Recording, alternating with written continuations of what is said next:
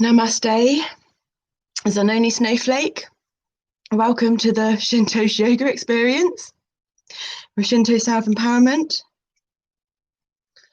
2 circular shungite crystals in the palm of the hand, solar plexus, a beautiful, was a 30-centimetre selenite wand that one of the younger ones accidentally broke. Well, that's from the conscious mind perspective. It looks like we needed 2, so maybe it was done on purpose. Subconscious knows best. Selenite's the moon, charges all other crystals, one of the only crystals that doesn't need to be charged, and don't put it in water. We did have 2 beautiful, shiny, smooth ones that have now gone rough because we put them in water, and we've worked with them, and the tips are broken because they're delicate. So they were down the top. We've got other stuff down the top in there, but that's going to stay there. I can show you what it is. It's just the younger ones this morning doing it. We've done bits in the kitchen. We've eaten food. We've drunk drinks. A drink. Sunshine grey.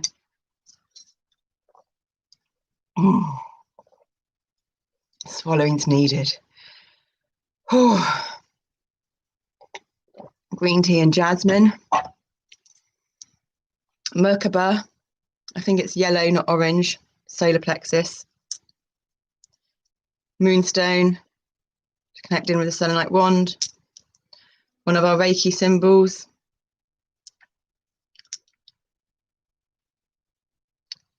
Tiger's Eye point.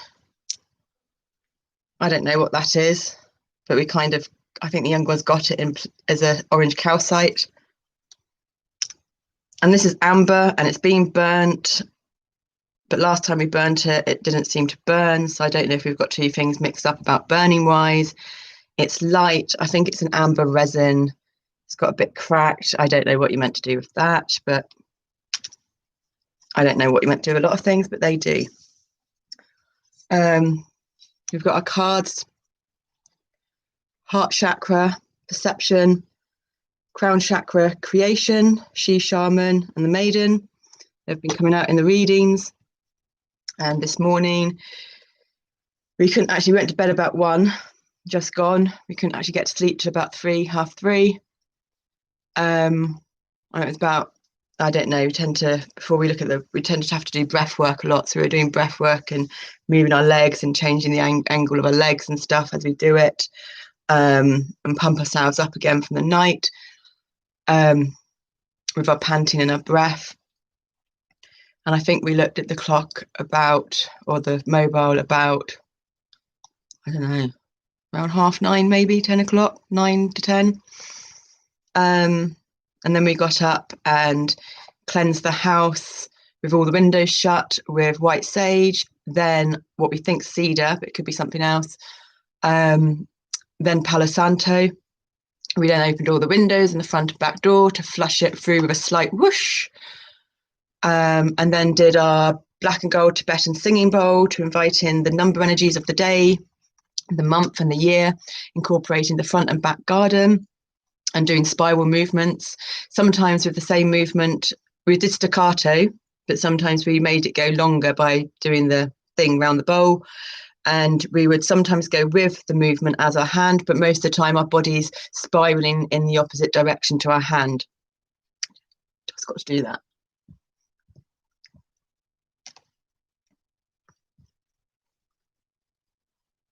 And then as we were doing that, we realized today is the 24th, equals 6. The monthly energies are that connecting the daily energies with the yearly energies is 1, new beginnings. And then the yearly energies are 5. So 5 and 1 equals 6. So 6 is the number of 66 is the number of healing. You can see 66 up there of the black cat poking its head out of. We live at number 66. And together they equal 12, masculine, physical reality, masculine, complex stability, together equaling 3, the start of the Tesla code, divine feminine number, number of creative expansion or expanded creativity. Half of 6, mathematically, half of 8, abstract, creatively, artistically. Then we got our gold Tibetan bowl to do the number 3, in and out of the house as well, ground barefoot, so we grounded ourselves when we were out the front and out the back. And then we went round with our shamanic drum, with our rattle, one of our big rattles, at the top of our right calf to shift the energies that has been blocked in the calf, so that the energies can come down through the body to get to the ankles, because we're now in the sun season of Aquarius, which rules the ankles, but also so that the grounding energies can actually come up as well, because the rattle will shift away energies. Then when we were doing the drum, the rattle went onto the left upper calf. And when we were also before the drum, I think it's with the gold Tibetan bowl, we had the air koshi chime, because we're in double air at the moment. We're in sun, Aquarius, air sign, air elemental consciousness, and we're in, which is the external body, and we're in internal body of moon, elemental consciousness of air, Gemini. So when there's an energy, but it doesn't matter what you're doing, whether you're driving something else, rather if you suddenly want to turn or change direction or change perspective so that you can change perception, it doesn't matter if you're talking logically, mathematically, sciencely, emotionally, psychology, it doesn't matter what terminology. Whenever you're doing something, you need to go into it just a little bit more, because your awareness has come into play of the moment and the now. So then you need to do whatever it is you're doing with awareness for a little bit, not too much so that you go down that rabbit hole. But when you get the pattern, when you understand the cycle with that present awareness, you can then gently maneuver and turn in another direction. Advise not to do 180 degrees. That's what we've done our whole life, because we've not known what's right, but we know what's wrong. So we've always done the opposite. We would say average person, if you're very well stabled and balanced, 45-degree turn is kind of acceptable.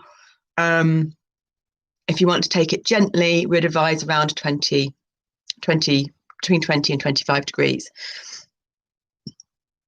So we then went from water chime to, not water, air chime to the water koshi chime. And this is why we're so aligned, because whatever we talk about, we go into those energies, because we're still navigating, we're still clearing a lot of stuff. And this is our purpose, to show ourselves completely transparently and strong, courageously in our vulnerability as we dance through our shadow dance with life, our dark night of the ego, more commonly known as dark night of the soul.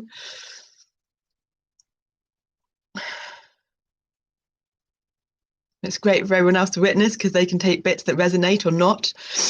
And the main healing bit will be the bits that you get triggered by, if you have been brought to any of these, because triggers are our biggest guide to show us what we need healing in ourselves.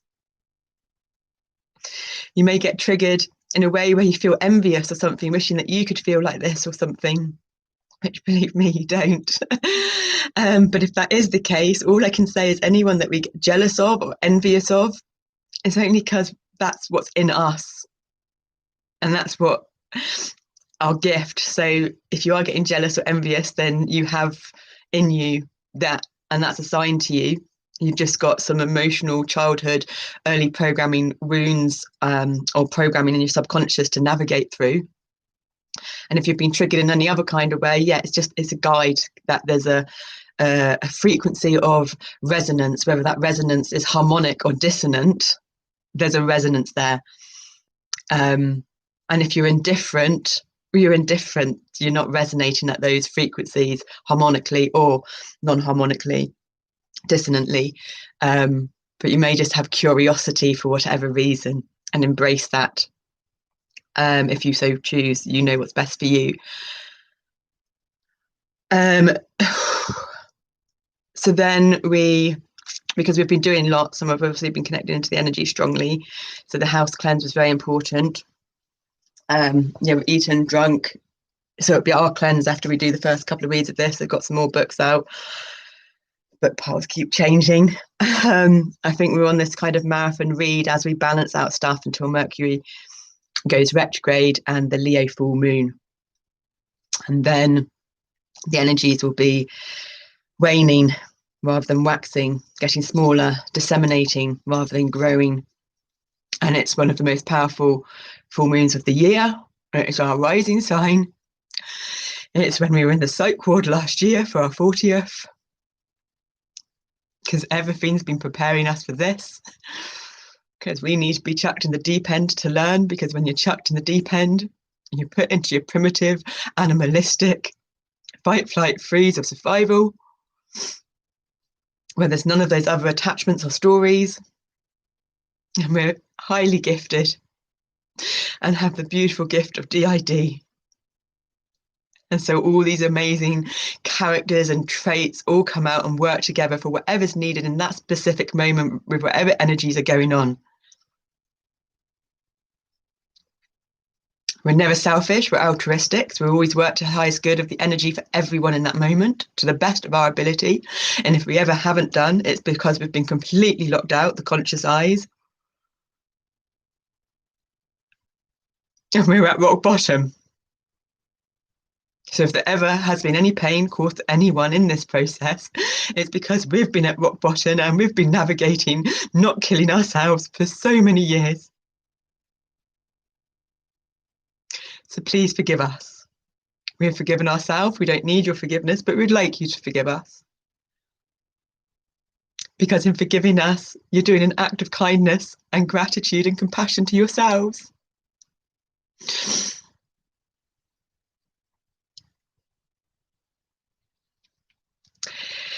So then we put the sweetgrass in our mouth, which we didn't put the sweetgrass in our mouth at all.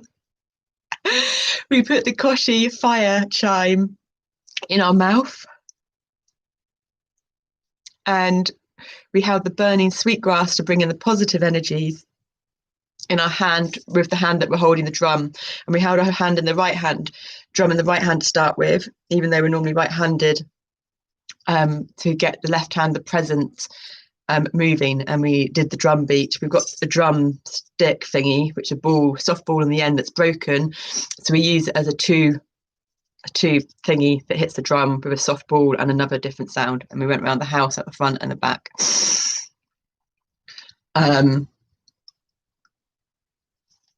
Yeah, and I think that was the end of the house cleansing session.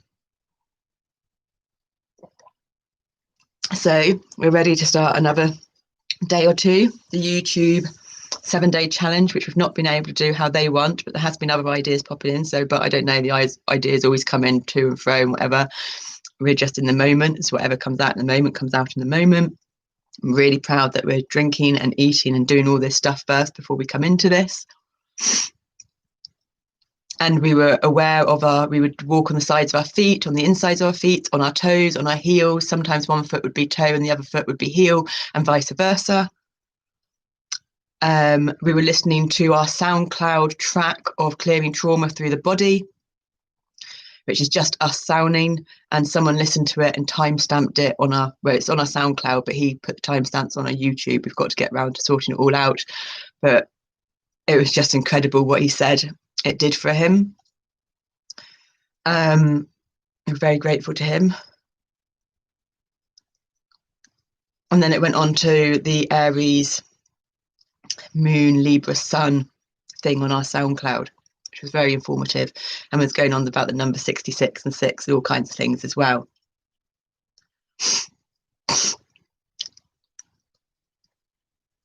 And we had another module of our rebirth course with Lee House Energy last night as well.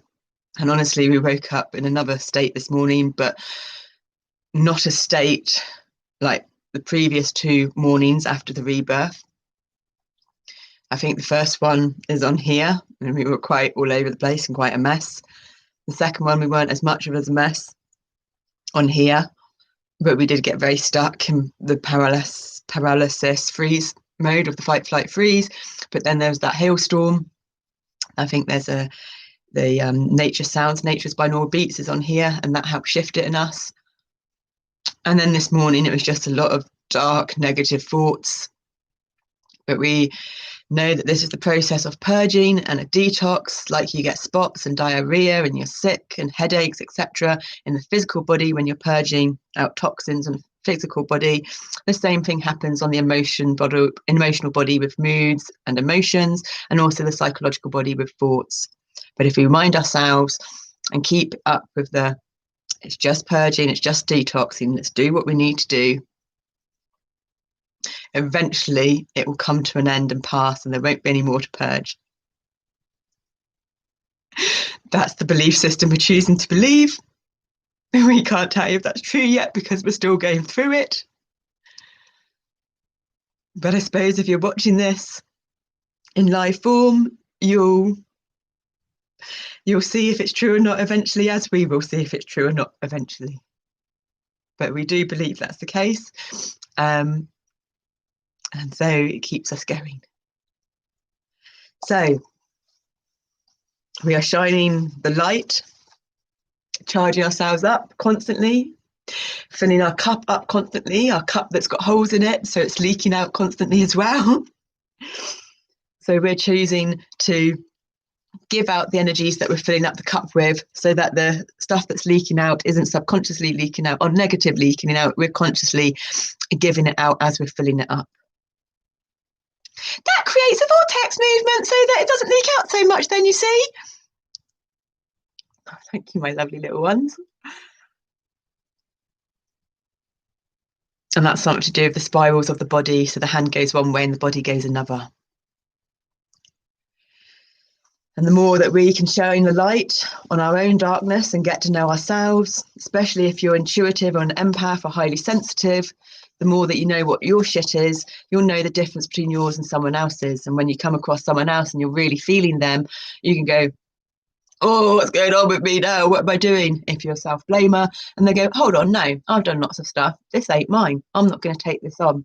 I'll radiate love and light back, but this is theirs for them to manage. And we'll just put out the love and the radiance and be compassionate and impeccable with our word, etc. So that that information in the rainbow electromagnetic fields will go into theirs, because it's the heart one that's bigger. We're not using words. It'll be an intuitive thing from the body, And then that information will go into their rainbow electromagnetic field so that their body, their senses, their heart, their mind, their intellect can choose the right words, the right dialogue, the right movements, whatever is needed for them to utilize those most gentle but powerful, compassionate, unconditional, loving, gratitude, authentic, integral, transparent frequencies to download what they need to upgrade their most amazing bioorganic computer. This is what we're doing. So, I don't know, what round are we on? Round 3? There ain't going to be no psych ward for us. People still may look at us as if we're crazy, but it'll be looking at us as if we're crazy like before. Not that we belong in a psych ward. We won't belong there ever again unless we're in there facilitating the systems to change the way they do things so that it actually does become patient, person-centred, but also with the consideration of the people working there as well. And what better person to help facilitate that than someone that's experienced both sides as this, and I'm sure there's many others out there that have as well. And if they haven't, but inside they probably feel like they do sometimes, and they'd be very good at understanding us and understanding also what things to implement. And I don't know how it's all going to unfold, but I do foresee some kind of vision, not like seeing literally with eyes internally or externally, because we're dark inside with our processing model, deaf, blind and dumb. And yeah, we have to do things and let it unfold to see what happens. But I know that we've been capable of many brilliant things and done many brilliant things in our past, with all the limitations, with the denial. So now that we're understanding the gifts of our perceived limitations and labels and disorders, and we have such awareness and understanding of self, we're going to be capable of amazing things. And it'll just be so fabulous to get a community together of similar frequencies so that we can really collectively, as a collective community of unconditional love and gratitude that just gets it, help facilitate the systems changing for everyone's highest good and Mother Gaia. Starting the Gandhi quantum ripple effect, as our little ones say, of being, human being, the change we want to see in the world. It starts from the inside and then ripples out.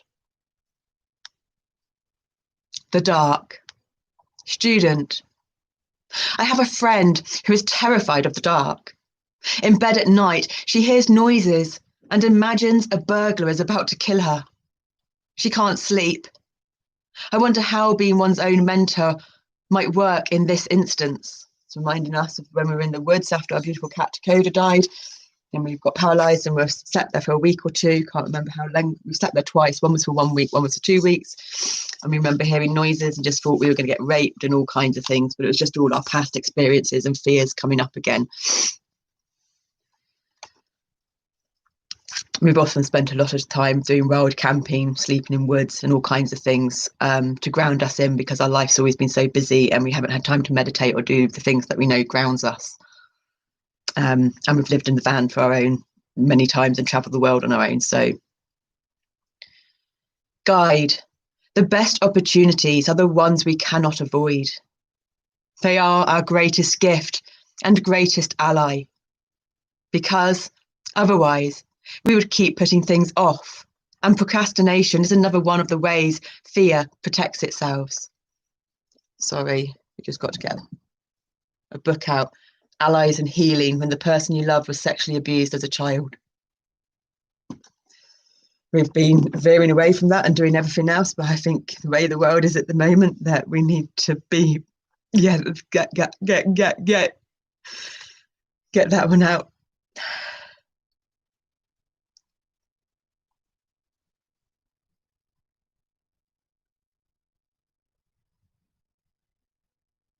I know I need to look at that, but not right now. I need to be a little stronger. but our own internal mechanisms keep bringing us into the situation. Often we face it only because we no longer have any choice. And that's regrettable for two reasons. First, at that point, it has all become so serious and so grim that we don't see that it can be interesting and fun. Second, it reinforces our inadequacy. But if we get to the point of saying, yes, this is good, I want to see how this works, we are empowered by that. I'm no longer a victim.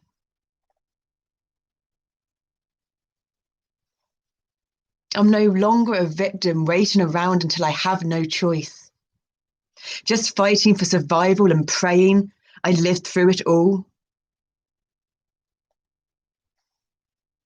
I become proactive. So in that sense, it's very good to be pushed to your limit so that you no longer can postpone looking at your fear. If I were your friend who is afraid of the dark, the first thing I would do is make everything just as safe as I need it to be. I would check all the locks on the doors and windows. I would install an alarm system. If I'm afraid to go down the hall to the bathroom in the middle of the night, I'd build a bathroom onto my bedroom. Shiver me tingles. Whatever is required. The point is to show the part of me who is afraid that I really am on her side. And she is finally number one. Number one with somebody. She is finally number one with somebody.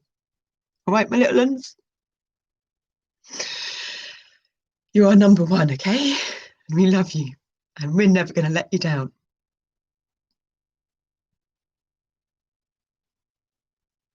She might still be afraid.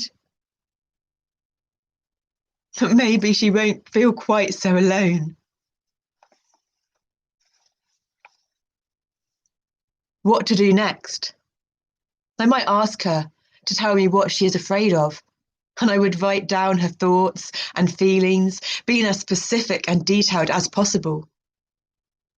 I would ask her to tell me the worst that could happen. I would help her make alternative plans. If this happens, we'll do that. If you get too scared tonight, we'll go to a hotel. Every step of the way, watching what happens. Student, you're describing a willingness to go to any length. Guide, any length, yes. To take care of this frightened child of inside me, any length, yes. That is the relationship that is missing. It has nothing to do with the content. She is experiencing a dramatization of what it feels like to be abandoned by my adult self. In that sense, she is already in the hands of a maniac.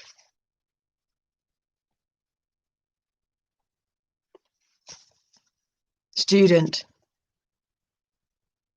So the mentor would be supporting her through this situation.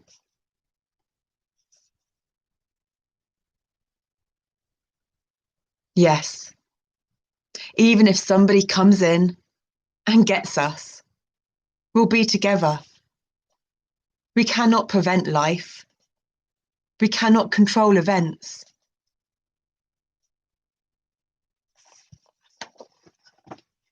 But I'll be here with you, no matter what. It's us that we can see on the screen, so we're talking to ourselves when we do this, but we're also hopefully talking to you so you can feel the love that we're giving to ourselves, so that you can then give that to yourselves. You only have to do this once to begin breaking down the process of abandonment and the fear that follows that. Student. It doesn't matter what you work with. Guide. It doesn't matter a fig. The content is irrelevant. Student: where does the mentor come from? If I could do that for myself, I wouldn't have a problem. Guide: you can do it. And the quickest way to find that out is to realise that you already know what you need to hear. If you're interacting with someone close to you and you want a certain response and you're not getting it, how do you know the response you want? You know from within yourself. It exists within you. You already know how you want to be supported and loved and cared for. You can provide that for yourself. If you pay close attention, you'll see how you stop yourself from receiving the mentoring that is already there. In receiving, there is an experience of wholeness, oneness, satisfaction.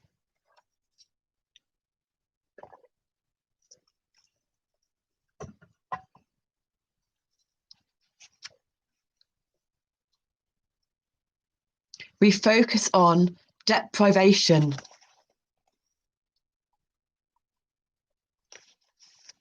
Because it helps us maintain our illusion of being separate, of needing to get more of something. And there's an asterisk there. We never get it because it constantly changes. Once you establish the mental relationship with yourself, it feels the way it should have felt in childhood. You are absolutely safe and cared for and loved and approved of and watched over. Then you are free to do whatever you want to do because nothing terrible is going to happen to you. Let's go away with describing Mars's war. Mars is active, strong, doing energies, but it doesn't have to be related to war. We need to get these words out of our vocabulary. With this sense of safety, you can explore the whole world. Once that mentoring process is in place, you can apply it to anything.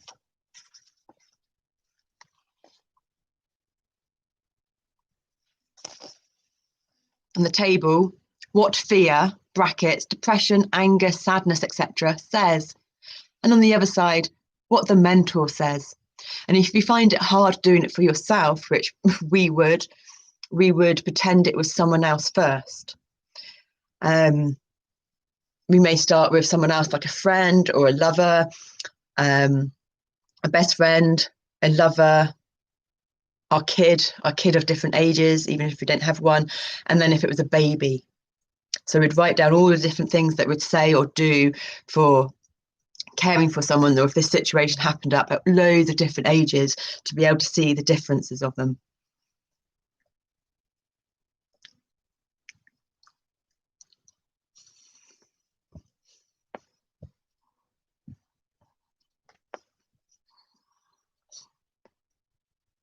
With every fear thought that arises, take a few minutes to do this exercise. It might take a while to find your true mentor, but don't give up. The mentor hasn't given up on you. So it's just a simple table. That one up there says what fear, brackets, depression, anger, sadness, etc. You can Google it to see what other emotions and states come up for it. If you're like us and you're not good with emotions and states, put it into a terminology of sensations and words and physical stuff in the body, panting of breath, tension, headaches, and then what the mentor says. Do whatever works for you. If it's feeling stressful, if it's becoming an effort, don't do it. Shift it up, make it easier, or wait a while till you do it. Or put some music on, have a shake, have a dance. If you can't dance very well, lay on the floor and just have a gentle dance shake to the music. So you'll be on the floor and the different beats, the different rhythms, the different frequencies coming from the music will impact your body. Pay attention to the music you put on. Put on like 528 hertz or 432 hertz or shamanic or something like that. It all makes a difference. At the moment, our media is broadcast on 440 hertz, which actually kills and breaks down cells. If we could just get the media to be changed to 432 hertz, the impact that that would have on the world would be insane, awesome, insanely awesome. The process. Let's say I'm terrified of dogs and I'm going to be desensitized. First, I would look at a dog and then gradually get close to it and eventually touch it and so on. But I'm also afraid of water and bridges and heights and... The point is to acknowledge that the identity being maintained is fear, because once we see how the process of fear works, it has broad application. But if we focus only on the content, there's no ability to turn it to the next thing we're afraid of and apply it to that. If we were just dealing with the fear of elevators, then we would just throw this person in and have them go up and down until they no longer cared. But that's not what this is about. We are attempting to get to the fear itself. This is not about heights or dogs or public speaking. It's about the fear that motivates us and how we maintain it. Do something you fear, not to conquer the fear, not to accomplish a task, but to familiarize yourself with the processes with which fear protects itself. I encourage you to start with small fears and then move on to bigger ones. Never make a contest with conditioning. If a voice says, I can't, I'm afraid, the most helpful kind of response is, it's all right to be afraid. I'm here with you. We'll take it slowly. It's okay. And if a voice says, but you're just a coward, it is helpful not to argue. It doesn't matter what someone says. Why waste your time being defensive? Being whatever and however you are is fine. And once you have accepted that, the contest ends. How would I address fear? An example. Let's say I have a fear of heights. I hate to fly. I won't stay above the second floor in a hotel. I avoid bridges whenever possible. I don't hike in the mountains, etc. What to do?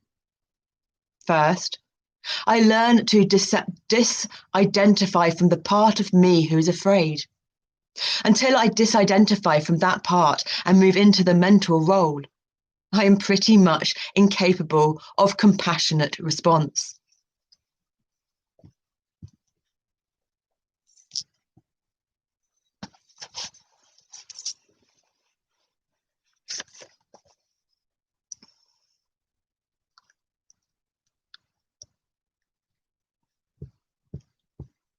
Our body was collapsing in, so we need to just put this on. And we're just making, when we're sitting cross-legged, we're making sure that our leg doesn't point out and up, that we're bringing it in.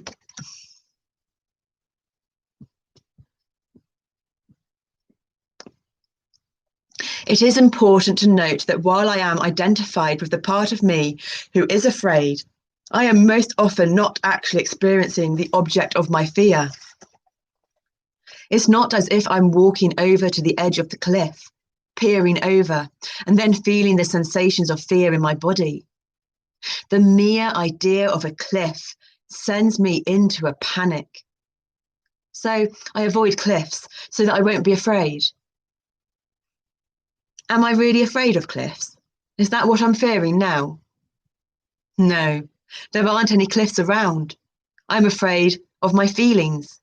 I am afraid of fear. We rarely experience what we think of as fear. What we actually feel is fear of fear. Anxiety is the fear of fear, the dread of an experience. I won't be able to stand the next step. I won't be able to stand. The next step is to make peace with how I'm feeling. For many of us, that notion is revolutionary. We were taught that feelings are something to get through, get over with, get away from or deny.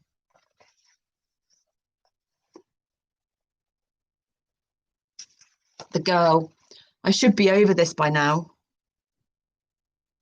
Most feelings are unsettling, untrustworthy, embarrassing, inconvenient, even dangerous. The man, I can't be successful in business and have my feelings too.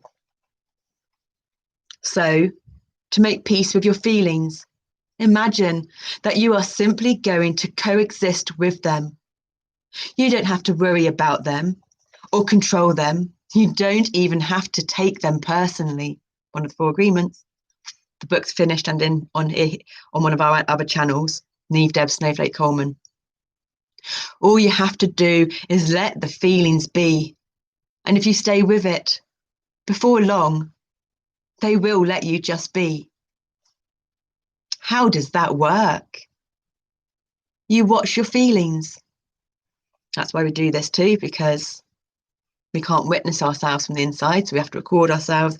And this is the only way we can do it, hence why we go live, because we've got lots of stuff to sort out and the altars that sort it out aren't here. So we need to get them back. You have a front row centre seat. You don't have to perform. You're the spectator. Remember, you have disidentified from the one who is afraid, and you are prepared to be a mentor. But for now, you're just watching. Now playing My Feelings. As strange as it might sound, we don't have to take our feelings personally. As strange as it may sound, we don't have to take our feelings personally. And that's where we'll stop for now. That's good. This book will be finished in the next couple of days. We've only got a couple of days left, so that's perfect timing, isn't it?